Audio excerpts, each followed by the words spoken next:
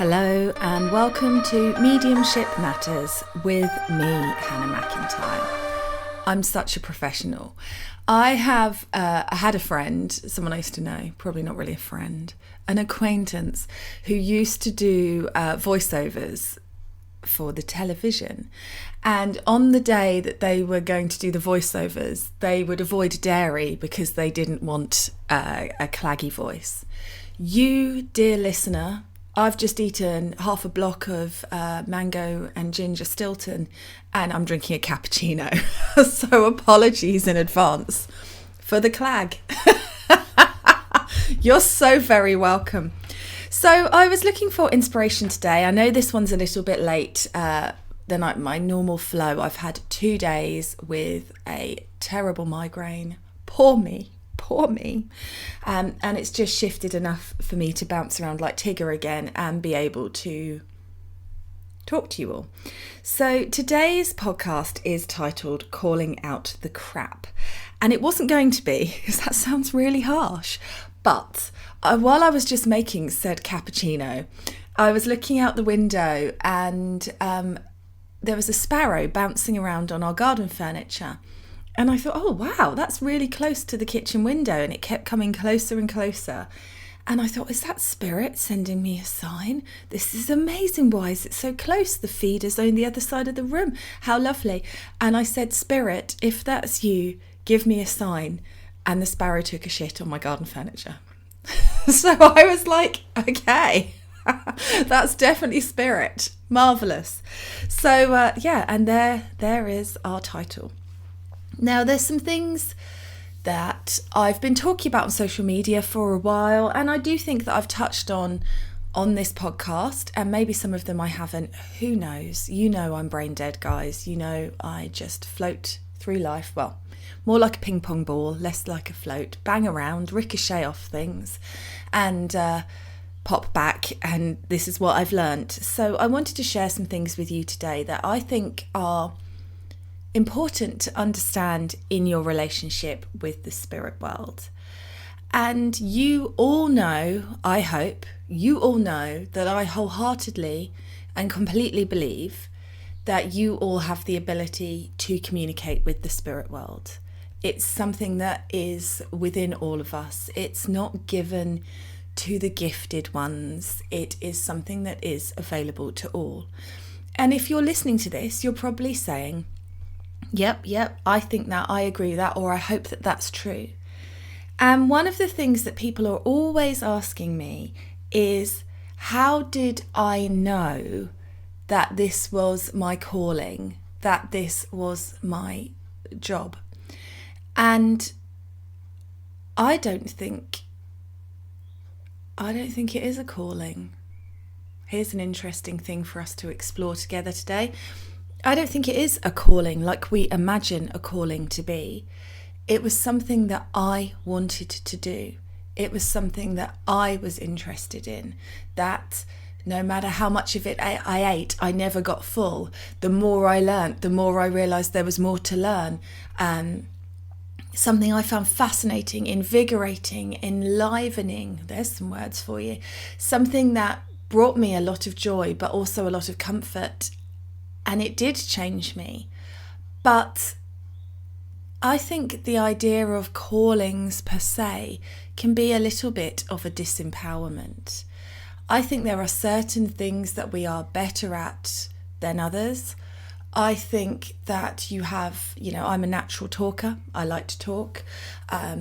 So I'm good at doing a podcast because I like to speak.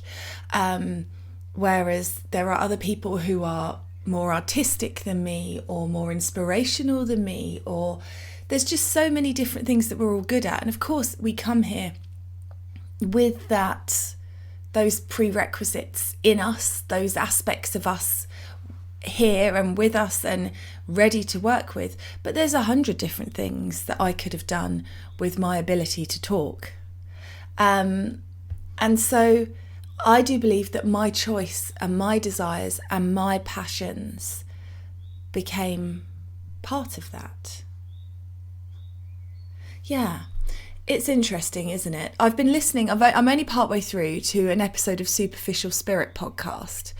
And the gentleman Peter on that is interviewing another medium that I follow on Instagram. So it's quite interesting to hear the differing opinions, ideas, I don't know. But one of the things is that medium talks about how they had a bona fide calling from the spirit world. And I was listening to it when I was walking Monty earlier, and I just thought, I mean, yes, my grandfather came through and gave me evidence unexpectedly in the most amazing way that he was still around and still watching us. But at no point did he tell me that I was going to be a medium. That's what happened, what I went with after that message. I loved the message. My friend invited me to her circle. I went to the circle. I couldn't get enough. 10 years later, more than that now, good grief. This is what I do. But I feel like I chose that. And I wanted to explain that really specifically to you guys, because a lot of people that I meet who want to develop, they almost want to apologise for it. It's almost like we're all waiting for spirit to tell us it's our calling, and then it makes it okay. How about you develop it because you love it? How about you develop it because you're interested in it and you don't know where it's going to lead or what it's going to do, but you're excited by it? How about that? And how about that being a dialogue that we start having? So Peter's podcast has really inspired me because before he gets the interview, he's having a chat with his friend Jane about it, and they're talking about how people speak about these big experiences that get them into spirit and these big callings that they get. And we all start to buy into this idea, don't we? That there has to be something grand. There has to be something huge and monumental that brings you in as a medium. I mean, this is the same thing of mediums talking that they've been aware of spirit since they were a child. And then they're telling me that they were scared. Do we really believe in a spirit world where, in a place of unconditional love and support, spirit would come in and scare you to show you that they were with you? There's a level of intelligence, I feel, that the spirit world has. So I think it's because we're all trying to quantify, give ourselves permission to work with spirit, and that is holding so many of us back from just doing it. And you don't have to want to be a medium, and you don't have to want to be on a platform, and you don't want to have to give messages to people. How about you do it so that you feel supported and loved as you go out in the world and you live your life from a place of knowing that you are supported, guided and loved? What a difference that would make in your life. It doesn't have to mean that you want to be a medium. And I think that's important. And, I always I find it hard, I'm going to be honest with you, to find the balance between wanting to be a good ambassador for the spirit world and my ego and wanting to get the message out there, and then my judgment of my ego. So for a long time, as you probably know, but I told myself that I shouldn't want to do evidential mediumship because my connection to spirit guides was so good, and I should be grateful for what I've got and happy with what I've got. And then it turned out that evidential mediumship was available to me all that time. And yeah, I've had to work. I think I've worked harder on my evidential mediumship than anybody else I have ever met. And that's why I'm pretty good at it, because I've worked really, really, really, really, really, really, really hard. Not because spirit gifted it to me, because I was special in some way, but because I paid the money, I signed up for the courses, I practiced, I lived it, I ate it, I slept it, I sat with spirit for them to teach me and inspire me and show me. And no matter what standard I ever got to, or the standard that I'm at now, I know that there is scope for more. I know that there is space for more. And take that right back to the very beginning. For you, or wherever you're at in your journey, if you want it, please don't buy into that disempowerment that you just wait for spirit to bestow it upon you. I think spirit match us energetically. That's what I think. So whatever you put in, you get back. And sometimes more if you're lucky. But generally speaking, I think if you really want to work with spirit for no reason at all, then you should just work with spirit for the fun of it. You don't have to quantify it. If you were doing an art course, nobody would say to you, why are you doing an art course then? What's that for? You'd just say, I wanted to learn a bit more about watercolour painting. If you wanted to do a, amateur dramatics group, nobody would say to you, why are you doing that then? You'd just do it because it would be fun. And if they did say that to you, you'd have no problem answering it. But I think we hold ourselves in stasis by our own critiques, our own criticisers, our own who are you to do this? And that stops us moving forward. The irony being with the spirit world, if you get yourself into a higher vibrational state where there is more love in flowing through you, within you, to you, from you, you're more likely to do the things that you want to do and just give yourself permission. And you're more likely to sit in a space where you say, I don't know why I want to do that, but I do, so I'm doing it. And that's pretty much been my journey. Somebody asked me, I was teaching my new I beg your pardon everybody, my new evidential mediumship development group that's running for the rest of this year. And it was our first session on Tuesday night. And somebody said to me, how did you get brave enough to go from doing 1 or 2 readings to standing in front of an audience and doing a 90-minute session? And my answer was, I didn't get brave enough. I just set my intention, said I was going to do it, put it out there and did it. And at the beginning, fluffed it up quite a lot because I let my fear get the better of me. It hasn't been easy. It's not like the spirit world said, oh, Hannah wants to do it in front of audiences, so we'll just give her a brilliant crystal clear connection and no nerves and then she'll be able to go out and do it. I had to learn to work through my nerves. I've had to learn to trust that connection is there. I've had to learn to process the fact that I love being on stage, but there's a little bit of me that judges me for loving being on a stage to do mediumship. So there's always stuff that we have to look through. And I really wanted to talk to you guys about that because it's just coming up again and again and again, is people just holding themselves back, waiting for that sign, waiting for that rubber stamp from spirit, waiting for that okay.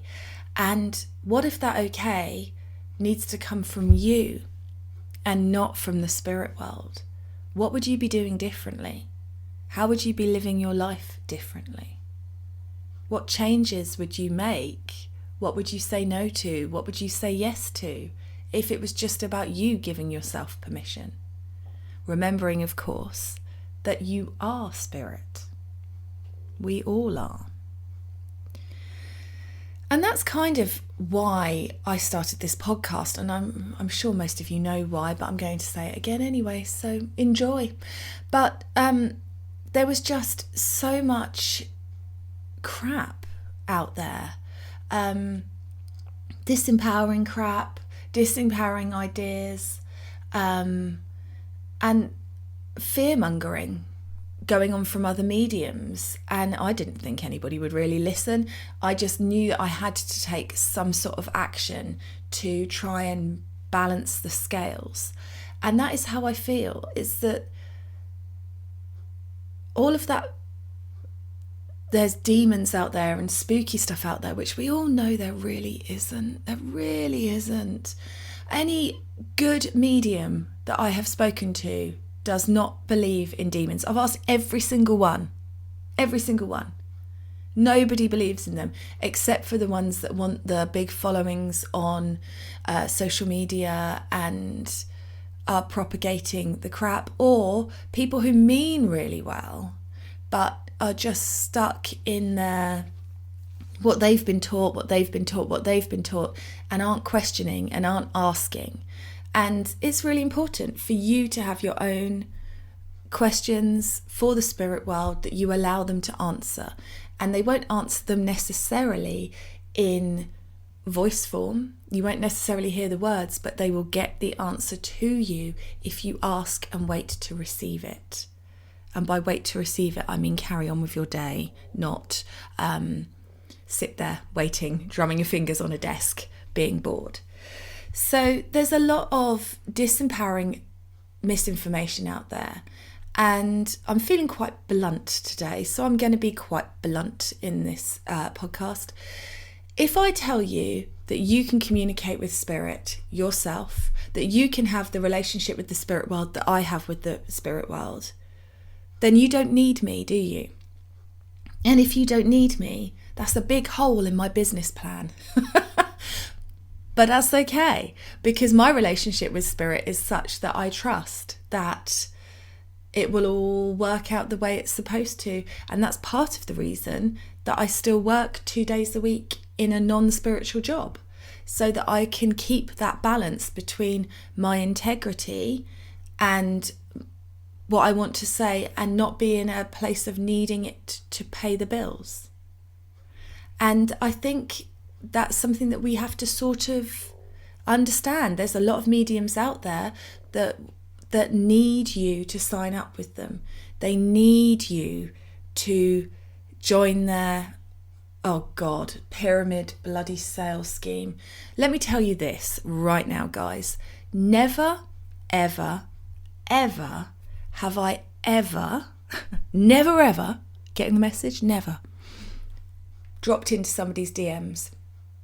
Never have I ever sent anybody a friend request to be my friend so I can try and get them to join my group. And this lack of professionalism and a lack of trust in the spirit world, how can you honestly be running a group about manifesting a six-figure business, a six-figure spiritual business that you've manifested while you're sliding into somebody's DMs? If you're managing to manifest that, you don't need to slide into someone's DMs, surely. If you're manifesting it, it will be created without you resorting to that kind of shady tactic. And it's just that kind of thing that is really grinding my gear stick at the moment. I think it doesn't help that I've had 6 friend requests from people, and every single one I've gone, I don't know who that is, and I've looked, and it's been, join my pyramid of angelic ecstasy group, online marketing for spiritual thought leaders. Oh great, pyramid scheme, marvellous, can't wait. And honestly, I have to say to those people, if you're one of them, really, if your marketing's so good, why are you sliding into my DMs? Ooh. And every time I say DM, I think of Doc Martens. Am I the only one? You're not wearing my shoes and you shouldn't be in my inbox. DM direct message. So that's really something I think we're all up against, but it's also about where we choose. Again, I know I've spoken about this, but choosing where we put our attention, choosing where we put our focus. There are so many mediums online. Oh, now here's one. You may have seen my TikTok, but it gets right on my wick. If you're seeing this message is for you. Card reading, TikTok things. What? No, if you're seeing this message, you're seeing it because an algorithm put me in front of you. What? It's not the spirit world. And then it's always something really nasty, like people are talking around behind you and they don't want the best for you. Look at your circle. Who is it in your circle you can't trust? I can't trust you, you shady mofo. What is that? So again, people wouldn't be doing these things if they didn't work. The scammer on your DMs, grand risings, beloved, they wouldn't be doing that if it didn't work. So we've all got to start taking ownership for taking a moment, taking a breath, and where are we allowing our focus and our attention to go. And I absolutely, you guys know, I used to do a lot more because I've been very busy recently, but Facebook Lives and things like that are absolutely fine. Free reading posts are absolutely fine, as long as you're not implying that the universe put me in front of you. The universe did not do that. Facebook did that. It's not some magical, grand orchestrated plan. And this is the same for the people that hate on my page. It always makes me laugh. They comment to tell me what a horrible, nasty person I am. And I think, you silly sausage. That's going to be you getting more mediumship in your Facebook now because you've commented on a medium's page. So the algorithm goes, well, she obviously likes mediums. The algorithm doesn't go, you called that person a parasite. Parasite means you don't like it. The algorithm just sees the comment. And so social media and all of that stuff is working for us to get the messages out there, yes, with the right integrity. But the trouble is, the people that are getting out there the most are the like and share if you want a message, share if you want a message. And it was a particular medium doing a live where they said your loved ones in spirit are drawn to the energy of shares. So if you want to hear from a loved one in the spirit world, you need to share this post into all of your groups. And they've now got 500,000 followers built on shady tactics. And it's a problem. It's something we all need to think about. But also for yourself, you need to look at what thoughts, what ideas that you have heard banded out there, and always be questioning, does this ring true to me?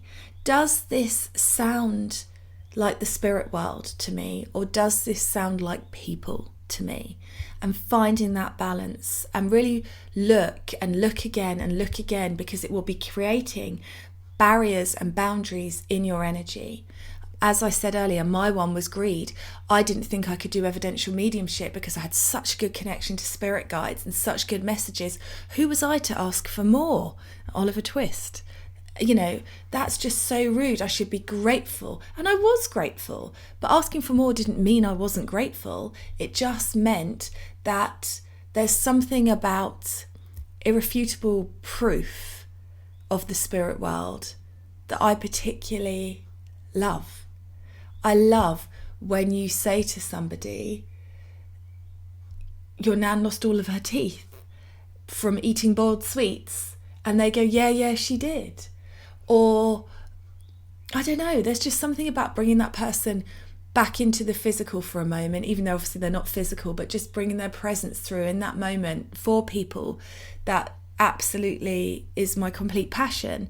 And then weirdly, because it was my passion, because I wanted to do it, I wouldn't let myself do it because I was judging it. So where are you judging that, and what are you picking up, and does it ring true to you?